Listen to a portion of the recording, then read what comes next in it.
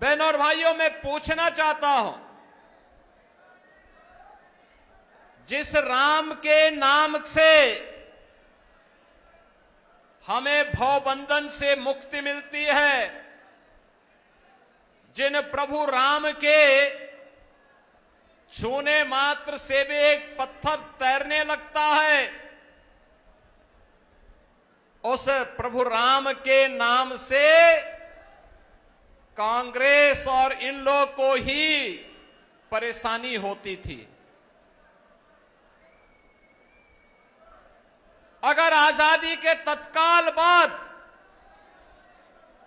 अयोध्या में राम मंदिर का निर्माण नहीं हो पाया, तो इसके लिए ये सेकुलरिज्म का लबादा ओढ़ने वाले दल जिम्मेदार हैं, जिनका एक ही प्रयास था, एन केन प्रकारेण भारत की आस्था को अपमान करना, भारत के महापुरुषों का अपमान करना। कांग्रेस भी और इन लोग भी लगातार जीवन भर यही कार्य करती रही। बहनों और भाइयों, इससे बड़ा और क्या हो सकता है? एक और अयोध्या में प्रभु राम लला के भव्य मंदिर का निर्माण का कार्य संपन्न हुआ, रामलला विराजमान हुए, और दूसरी तरफ अयोध्या के इंटरनेशनल एयरपोर्ट का नाम त्रिकालदर्शी ऋषि महर्षि वाल्मीकि जी के नाम पर करने का काम भी प्रधानमंत्री मोदी जी ने किया।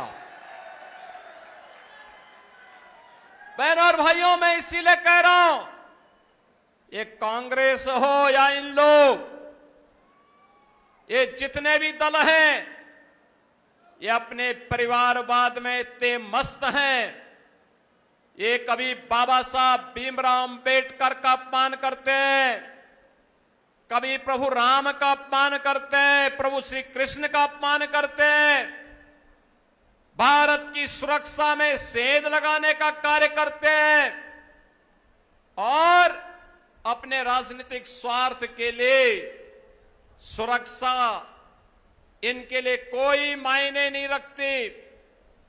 जब भी इन्हें सत्ता प्राप्त हुई, अनुसूचित जाति के लोगों पर अत्याचार, जब भी इनको सत्ता प्राप्त होती है, सुरक्षा पर सेंध लगाना, दंगा कराना, यही इनका कार्य रहा है।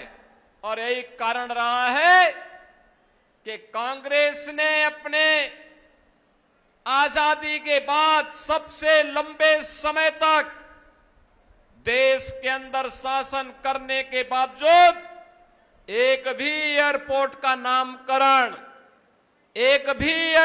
नामकरण महर्षि वाल्मीकि के नाम पर नहीं किया। एक भी एयरपोर्ट का नामकरण संत रविदास जी के नाम पे नहीं किया। एक भी एयरपोर्ट का नामकरण इन्होंने बाबा साहब भीमराव अंबेडकर के नाम पर नहीं किया। यहां पर तो लोग करते थे केवल अपने नाम पर, अपने पूर्वजों के नाम पर।